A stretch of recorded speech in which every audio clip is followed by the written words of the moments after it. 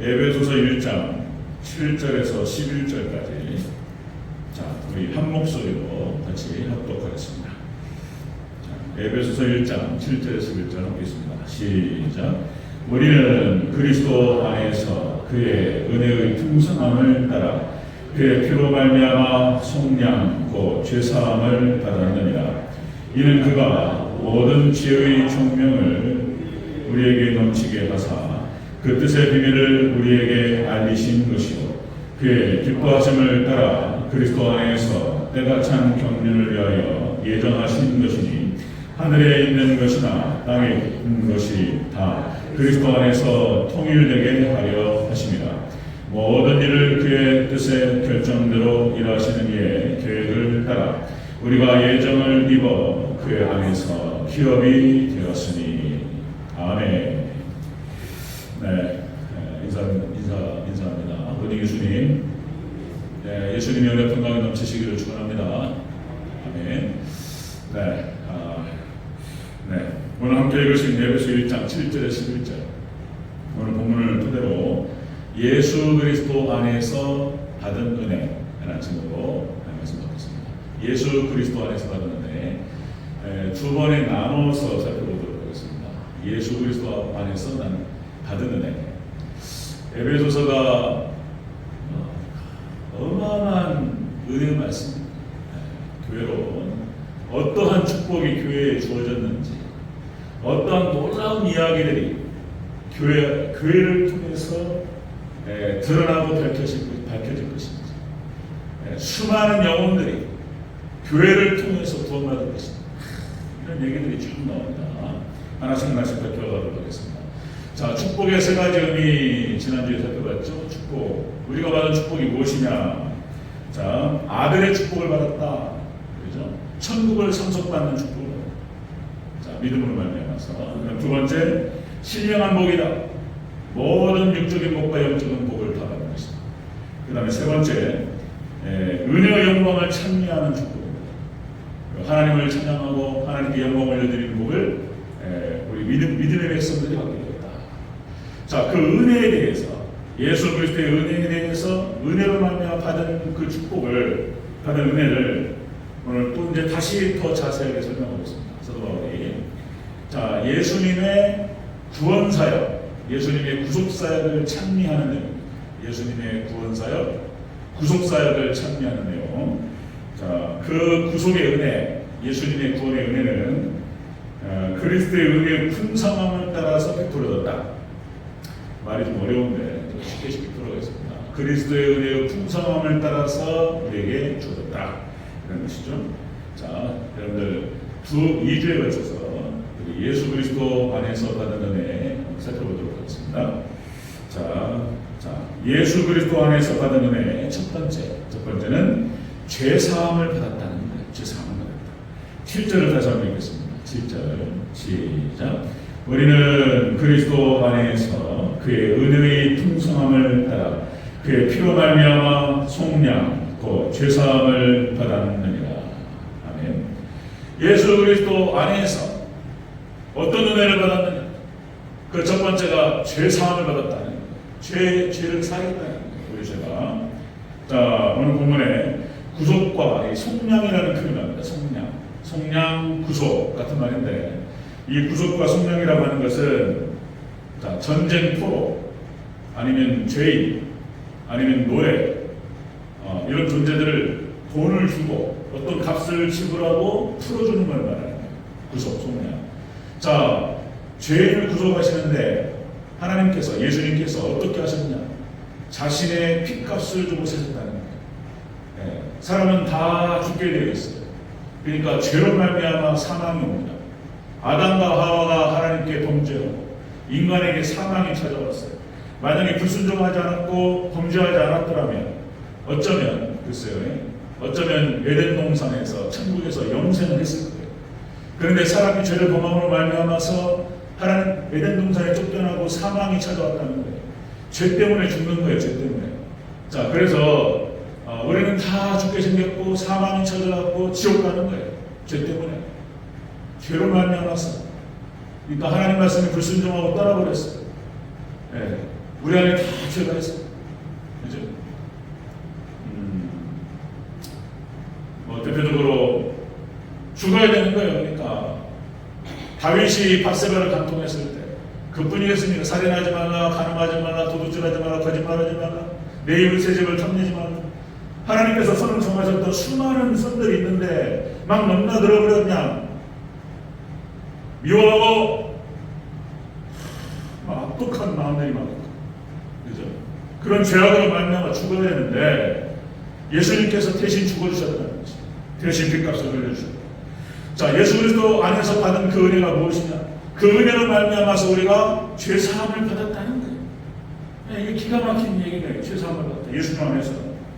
자, 마태복음 20장 28절 이렇게 기록되죠. 인자가 온 것은 섬김을 받으려 함이 아니요 도리어 섬기려 하고 자기 목숨을 많은 사람의 대속물로 주려 합니다. 예수님께서 친히 말씀하신 것이, 내가 이 땅에 온 것은 나의 목숨을 주기 위해서 이렇게 말씀하셨어요.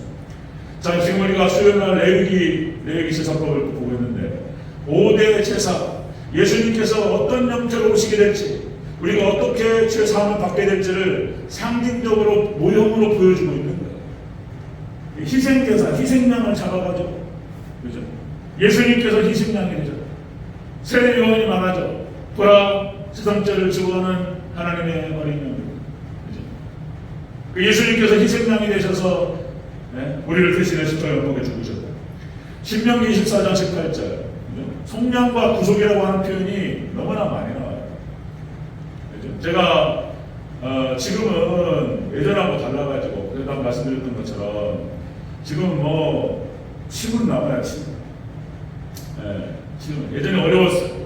제가 이렇게 관주 쫙 할 수 있는 것이 관주 성경으로 쫙 찾아가는 게 아니고 지금에는 스마트폰 아니면 노트북을 통해 가지고 앱이 쫙 깔려가지고 구속 속량 때리면 쫙 떠요.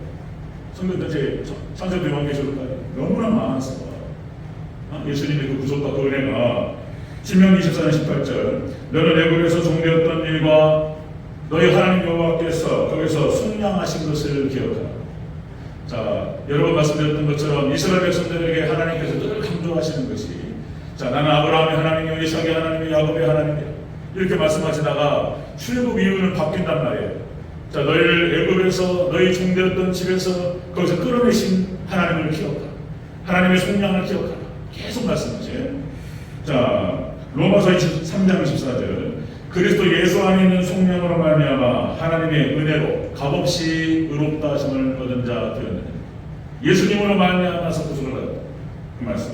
골로새 1장 4절 그 아들 안에서 우리가 속량 곧 죄사함을 얻었다. 그죠? 예수님 안에서 우리 너무나 잘하는 말씀인데, 근데 이것만 알면 안 된다 말씀드렸어요. 제가 오늘 새벽에도 또 말씀을 나누었지만 시편 53편 거기서도 얘기가 나오지만, 그러니까 믿음이라고 하는 것은 여러분들 우리의 삶과 우리의 행위와 떨어질 수 없다 그런 말씀드렸습니다. 제가 마치 여러분들이 들을 때 율법주의로 말하는 것 같고 여러분을 갖다가 복음이 아니라 율법을 갖고 가는 것 같고 뭐 이런 느낌을 가질 수가 있어요. 왜냐하면 삶으로 살아야 된다 이런 얘기 하니까 어디에 행위로 구원받는 말이 어디 있단 말이에요. 믿음으로 구원, 철저히 오직 믿음인 거예요. 믿음. 그런데 자꾸 삶을 얘기하고 행위를 얘기하고 이런 얘기 한단 말이죠. 자, 여러분들 믿음과 행위는 로마서와 야고보서는 떨어질 수 없다는 말씀드렸어요. 워낙 무너지다 보니까 워낙 무너지고 삶이 무너지고 삶이 없어요. 행위가 없고 믿는다고 얘기하면서 전혀 하나님 말씀과 상관없이 살아요. 그리고 교회 다니는 거 교인이라고. 제가 여기서 대화동에서 지금 3년 좀 넘게 살았는데 제 귀에 들리는 말이 많아요. 어디가 어떻고 어디가 어떻고 말을 다 할 수가 없어요. 어디가 또 목사님 사모님이라고 또 어디 무슨 안 돼요. 진짜 이러면 안 돼요. 여러분들 우리가 믿음의 백성으로서 하나님 말씀에 순종하면서 따라 살아야 될 줄로 믿습니다. 믿음과 행위는 떨어질 수 없어요. 자, 여러분들 요한계시록 14장 3절 4절 속량받은 14만 4천을 이야기하면서 이렇게 표현됩니다. 자, 속량함을 받은 14만 4천 밖에는 능히 이 노래를 배울 자가 없더라.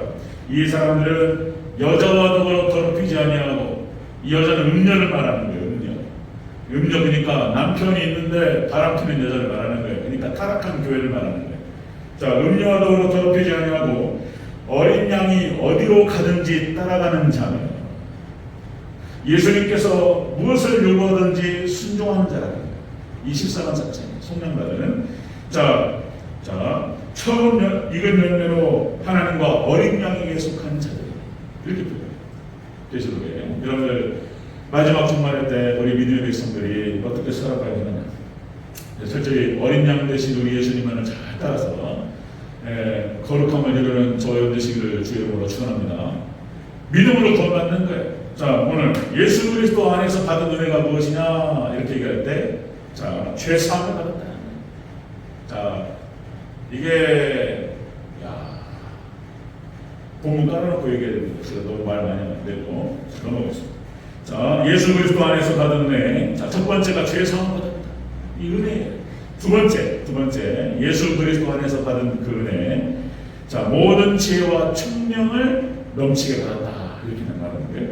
자, 우리 8절 다시 한번 읽겠습니다. 8절 시작. 이는 그가 모든 지혜와 총명을 우리에게 넘치게 하사. 아멘. 예수 그리스도로 인해서, 예수 그리스도로 말미암아서 예수 그리스도 안에서 받은 은혜가 무엇이냐? 죄 사함을 받고 지혜와 총명을 받는다는 거예요. 지혜와 총명을 받는다. 여기서 말하는 지혜라고 하는 것은 솔로몬의 지혜, 그러니까 삶 속에서 모든 여러 가지 분별 능력과 모든 지혜를 말하는 거예요. 삶이니까. 솔로몬의 지혜. 자, 이 지혜 소피아라고 해서요. 지혜. 그리고 총명이라고 하는 것은 프로네시스, 사고력을 말해요. 총명함, 생각하는 능력이에요. 수학능력 평가가 얼마 전에 끝났는데, 수학능력 평가라고 하는 것이 다른 게 아니고 기본 지식을 바탕으로 해서 사고력을 테스트하는 거예요. 수학능력, 배울 수 있는 능력, 분석하고 종합하고 상상하고 판단하고 네 가지 사고력. 이 네 가지 사고력, 그러니까 학습 능력. 지금 마지막 때는 직장이 사라진다 말씀드렸죠. 그래서 미래학자들이 다 그런 얘기 하는 거예요. 그래서 어떤 것을 어떤 핵심과 본질을 빨리 파악하고 자기 것으로 만들어낼 수 있는 능력을 길러야 된다. 애들 교육 방식이 그렇습니다.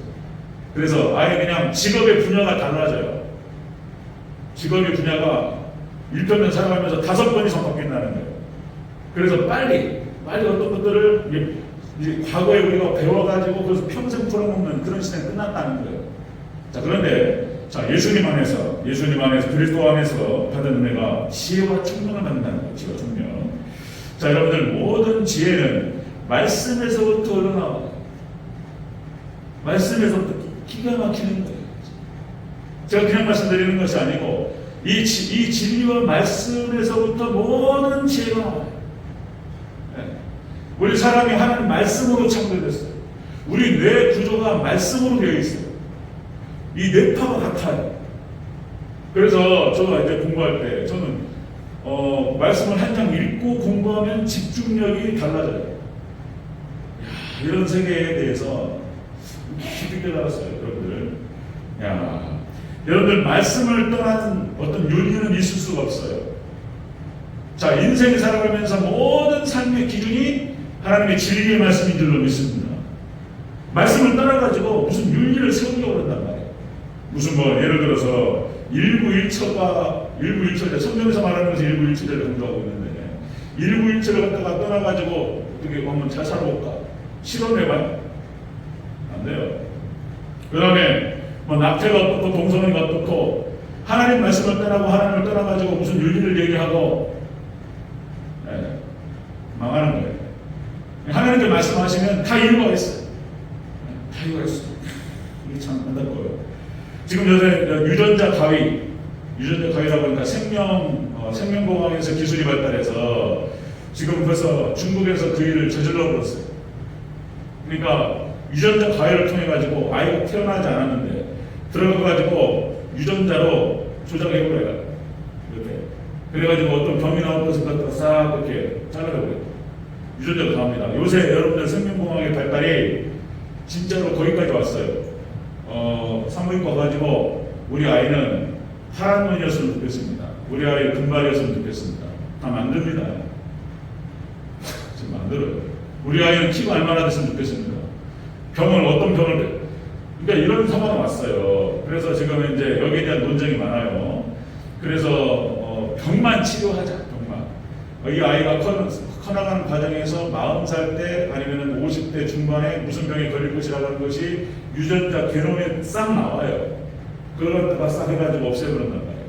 그러면 병 치료에만 쓰자 이런 얘기 하는데 병 치료에만 쓸까요 사람이? 아니에요. 이제 하나님 믿지도 않고 말씀의 기준이 없는 사람들이 그거 가지고 이제 사람을 창조하게 됩니다. 창조해. 하나님의 자리에 올라가요. 그럼 어떤 일이 벌어지느냐? 이제 그 뒤에는 이제 상상력에 맡겨야 돼요. 엄청난 일들이 벌어져요. 하나님 말씀을 벗어나기 시작하면은 모든 고통이 찾아와요. 자, 여러분들 하나님 안에서 진리 안에서 모든 지혜가 충동을 주셔요. 자, 요셉이 놀라운 지혜를 하나님께 줬습니다. 여러분들 창세기 41장 39절 요셉에게 이르시되 요셉에게 그러니까 바로가 꿈을 꿨는데 이게 뭔 꿈이냐 말이에요. 7마리의 소가 나타나고 그러니까 살찐 소 7마리, 파리한 소 7마리 나타나고 파리한 소가 살찐 소를 잡아 먹는 거예요. 이게 이런 꿈을 꿨단 말이에요. 볕단이 있는데 대체 알 수가 없다. 그런데 이 꿈을 갖다가 요셉이 두려웠다. 하나님께서 가르쳐 주시고 그러니까 하나님께서 가르쳐 주시는 사람한테는 당연할 적 없는 거예요. 그래서 이렇게 표현하는 게 바로가 그때 당시 요셉에게 이르되 하나님이 이 모든 것을 내게 보이셨으니 너와 같이 명철하고 지혜 있는 자가 없더라. 그래서 모든 것을 맡겨서 요셉이 관할하겠습니다. 총리가 되어버리죠. 요셉뿐만 아니라 다니엘도 마찬가지였습니다. 다니엘도. 그러니까 하나님께서 가르쳐 주시는 이런 지식, 말씀에서부터 나오는 이런 지혜, 이거는 말씀이 없는 사람하고는 비교할 수가 없는 거예요. 자, 다니엘이 또 대표적인 인물인데 다니엘이 다니엘서 2장에서 느부갓네살 왕이 꿈을 꿨다는 거예요. 꿈을 꿨는데 자기도 기억을 못해. 지가 꿈을 꿔놓고 지가 그 기억을 못한단 말이에요. 그래가지고 이 바벨론에 있는 수많은 점술가들과 지혜 있는 자들을 싹 불러놓아가지고 내가 꿈꾸면 알아맞추라는 거예요. 이씨 어떻게 하냔 말이에요. 이것을 거기에 끌려갔던 사람도 다니엘과 세 친구도 끌려갔어요. 이거 못 맞추면 다 죽여버린다 이런단 말이에요. 그래가지고 졸지에 죽게 생겼어요. 그래가지고 다니엘이 시간을 좀 달라 느부갓네살에게 그렇게 말하고 그리고 기도하였더니 하나님께서 보여주셨어요. 하나님께서 알려주시는 사람한테는 당연한 자가 없어요. 꿈을 꿨는데 자, 그 꿈을 다니엘이 이야기합니다. 자, 왕이시여 왕께서는 자, 큰 신상을 보았나이다. 그 신상은 머리는 금이요 그리고 가슴과 팔은 은이요 그리고 복부부터 해서 양쪽 허벅지까지는 동이요 노시요 그 밑에는 쇠요 그리고 10발가락은 흙과 쇠와 새가 섞여 있다는 거예요. 이걸 보았나이다. 그리고 해석까지 다 해버려요. 해석까지. 놀라운 얘기입니다. 지금 이것이 BC 600년 전 얘기예요. 그러니까 지금으로부터 2600년 전에 하나님께서 느부갓네살에게 보여주셨는데 다니엘의 꿈의 해석을 통해서 앞으로의 역사가 어떻게 흘러갈 것인지를 다 보여주셨어요. 하나님께서 보여주시는 사람 앞에서는 꼼짝 못하는 거예요. 하나님 세우시는 사람. 여러분들 놀라운 얘기예요. 그러니까 바벨론 느부갓네살 왕이 통치했던 이 바벨론의 찬란한 문명 거기에 금으로 표현되고 있어요. 그 다음에 메데 바사가 오는데 이 바벨론보다는 조금 못하는 제국이 오는 거예요. 메데 바사 두 나라로 쪼개집니다. 은으로 되어 있어요. 양파로 쪼개집니다. 메데와 바사. 그 다음에 복부부터 해서 허리까지는 여기 허벅지까지는 노시예요. 이게 이제 가장 넓은 지역을 말하는 것이고 헬라를 말하는 거예요. 그리고 정단지 밑에 이제 그 종아리로 해서 철로 되어 있는데 로마 시대를 말하는 거예요. 동로마, 서로마 둘로 나뉩니다. 그리고 발가락으로 나뉘는데 이것이 이제 어떤 데는 흙이고 어떤 데는 쇠로 되어 있어요. 이것이 섞여 있단 말이에요. 자, 지금 오늘 이 시대를 말하는 거예요. 그리고 어떤 돌이 날아와가지고 이 신상을 부시는 꿈이었습니다. 대체 이게 뭐냐 말이에요. 이대로 역사가 흘러갔어요. 지금 여러분들 열발가락 시대, 지금은 융합 시대입니다. 융합 시대. 정확하게 모든 과학과 모든 것이 다 융합돼요. 그리고 마지막에 돌이 와가지고 무너뜨립니다. 예수님 오셔가지고 심판하실 줄로 믿습니다. 그 이야기를 꿈을 통해서 느부갓네살에게 보여줬는데 그걸 알아보신단 말이에요. 이걸 어떻게 감당하냐 말이에요.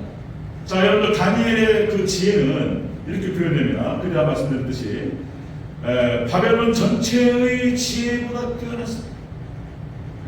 어마어마한 지혜. 여러분 하나님께서 지혜를 주시면 어마어마한 지혜가 함께 오실 줄로 믿습니다. 지혜. 그 다음에 너무나 많아서 다윗도 마찬가지였습니다. 다윗도 사무엘상 18장 14절 다윗이 그 모든 일을 지혜롭게 행하니라 여호와께서 그와 함께 계십니다. 다윗이 공부한 사람이 아니에요. 목동이었어요. 목동. 그냥 돌 던지고 이랬던 사람이에요. 근데 하나님 찬양하고, 그죠? 하나님 은혜로 충만했던 사람이에요. 하나님께서 다윗에게 지혜를 주시니까 다윗이 얼마나 지혜로웠는지, 그죠?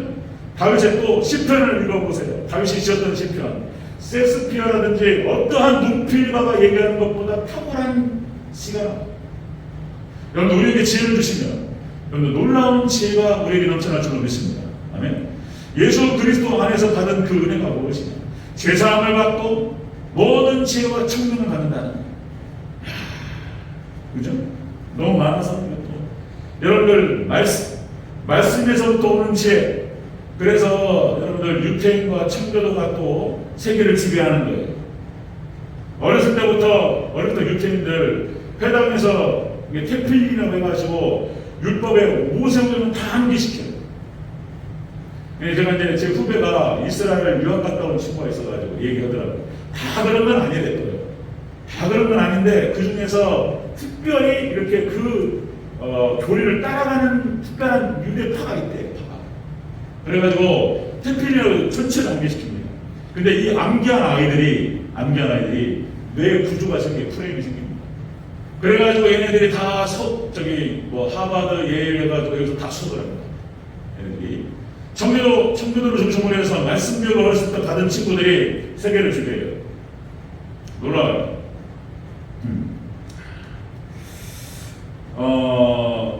신앙이 좋은 권사님들 초등학교부터 안 나왔어요. 초등학교밖에 안 나오고 어떤 분들은 초등학교가 안 나왔던 분들이 있어요. 그런데 신앙이 좋은 권사님 얼마나 규모가 바르고 얼마나 지혜로운지 하나님께서 주시는 지혜인 줄로 믿습니다. 하나님께서 예수 그리스도 안에서 받은 은혜 죄사함을 받고 그리고 삶의 모든 지혜와 총명을 허락하시고 이런 은혜가 우리 성도님에게 있으시기를 주의 이름으로 축원합니다.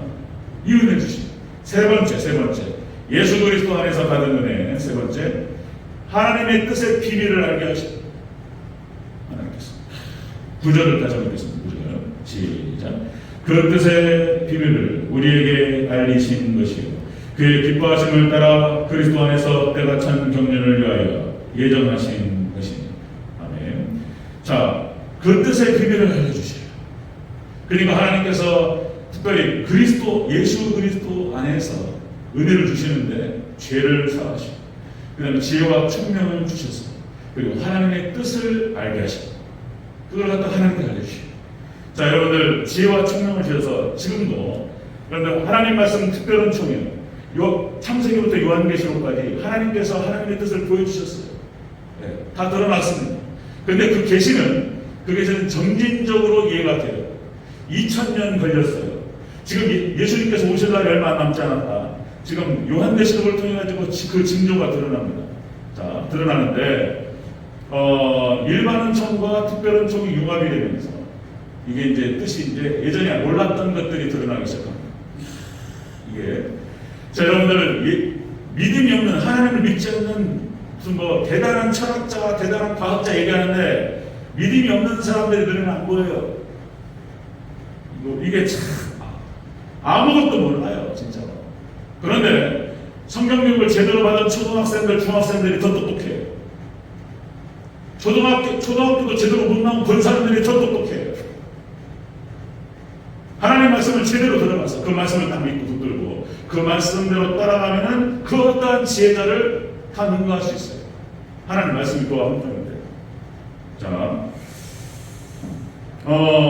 자, 요셉 말씀드렸고요. 그 다음에 요셉, 다윗, 솔로몬, 다니엘. 솔로몬의 지혜를 볼까요? 솔로몬의 지혜가 열왕기상 4장 30절에 이렇게 기록됩니다.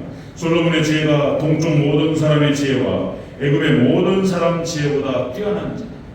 동방에는 동양 철학보다 뛰어났고 애굽 이집트 문명을 가지고 있는 그 모든 지혜보다 솔로몬이 뛰어났다는 거예요. 어마어마한 지혜죠. 하나님 결박하셨어요. 그런데 인생 말년에 가가지고 이 솔로몬이 이상한 짓거리를 한단 말이에요. 우상을 숭배. 이게 지금 이해가 안 된단 말이에요. 솔로몬의 시편의 시대를 보고 솔로몬의 잠언을 보세요. 하나님 말씀이에요. 솔로몬의 전도서 자기가 기록했잖아요. 자기가 결국 이래 결국을 들었으니 하나님을 섬기라. 이것이 사람의 본분이. 이렇게까지 얘기해놓고 말년에 이게 무슨 행동이냐 말이죠. 그걸 이해할 수 있는 길이 뭐냐면은 솔로몬이 왕의 규례를 벗어났어요. 왕의 규례. 그러니까 말을 많이 두지 마라. 그 다음에 아내를 많이 두지 마라. 여자를 가까이 하지 말고 하나님 말씀을 늘 율법의 말씀을 늘 곁에 두고 말씀을 묵상하고 세 가지. 그런데 아내가 1000명이었단 말이에요. 이것이 아내가 1000명이었어요. 첩이 700명이에요. 이게 지금 그냥 결혼 정책을 통해 가지고 외교를 확장시켰어요. 그러니까 이렇게 했는데, 그러니까 하나님 말씀에 벗어나가죠. 그죠? 하나님 지혜를 주시고 총명을 주셔서 놀라운 세계들을 알게 됐는데 끌려가는 거예요. 아내가 많다 보니까 이방에서 온 여자들이 많고 그러다 보니까 이방 신상들이 막 들어오잖아요. 그러니까 여기에 그냥 휩쓸려 버리고 이거를 저항할 수가 없었어요. 수많은 이방 신상들이 들어오는데 하나님 말씀에서 벗어나면서부터 이게 균형이 사라지는 거예요. 여러분들 하나님께서 말씀하시면 다 이유가 있는 진리의 말씀이신 줄로 믿습니다. 우리는 말씀만 따라가면 되는 줄로 믿습니다. 그러니까 하나님께서 왕의 규례를 주셨는데 이걸 벗어남으로 말미암아서 여기 망가지는 거예요. 이게 망가져요. 자, 여러분들 마태복음 13장 11절 이렇게 나오죠. 천국의 비밀을 아는 것이 너에게는 허락되었으나 그들에게는 아니 되었다. 예수님께서 말씀하셨어요. 여러 가지 비유의 말씀을 하셨는데 천국 비유. 그런데 예수님께서 특별하게 제자들에게 믿음의 사람들에게만 말씀하셨어요. 이 천국의 비밀을 아는 것이 너에게는 허락되었으나 그들에게는 허락되지 않았다는 믿음이 없는 사람들한테는 몰라요. 천국의 비밀을 알고 하나님의 비밀을 아는 것이 믿음을 통해서 진리의 말씀을 통해서 오는 것인 줄로 믿습니다. 믿음의 백성들은 알아요. 세상이 어떻고 복잡하고 아주 꼬여있고 어쩌고 그래도 믿음을 통해서 말씀을 통해서 알아요. 하나님의 백성들이 주셨어요. 자, 에베소서 3장 9절에 이렇게 기다려요. 한번 찾아보겠습니다. 에베소 3장 9절 뒤에서 기가 막힌 말씀. 에베소 3장 9절 하나님께서 교회를 통해서 이 비밀을 드러내시고 에베소서 3장 9절 같이 읽겠습니다. 에베소서 3장 9절 시작. 영원부터 만물을 창조하신 하나님 속에 감춰졌던 비밀의 경륜이 어떠한 것을 드러내게 하려 하십니다. 아멘. 10절에 이는 이제 교회로 말미암아. 여러분들 하나님의 놀라운 비밀의 세계가 하나님의 말씀을 통해서 어디를 통해서 나타난다고요? 교회를 통해서 비밀이 드러나요. 교회를 통해서. 만약에 저 혼자 또다시 말씀드리면 저 혼자 말씀을 연구하면 안 드러나요. 그런데 교회에서 성도들과 함께 말씀을 나누고 기도하면서 설교를 준비하고 이렇게 같이 상호 소통하면서 하나님 진리의 말씀이 드러나요. 비밀이 드러나요. 여러분 교회를 통해서 하나님께 역사하시는 줄로 믿습니다. 놀라운 비밀의 세계 에베소에 기록되고 있습니다. 자, 지금 종말 시대라고 얘기합니다. 그래서 아까 우리 정장님도 그렇게 기도하셨는데 우리의 마음이죠. 우리 소원이고 이제 코로나 그만 덮여주시옵소서. 이 전쟁도 빨리 종식이 되고 우크라이나하고 러시아하고 빨리 끝났으면 좋겠고 무엇이 어떤지 무엇이 꼬였는지 저 푸틴이 핵폭탄을 날려버리려 어찌냐 이런 얘기하고 불안해 죽겠어 지금. 그런데 여러분들 그 전에 말씀드렸듯이 종말 때 징조에 전염병은 안 끝날 거라고 보는 거예요. 전쟁과 마찬가지예요. 전쟁이 더 심해질 거라고 해요. 예, 그리고 거기에 엎친 데 덮친 격으로 뭐 지진도 온다는 거예요. 지진도.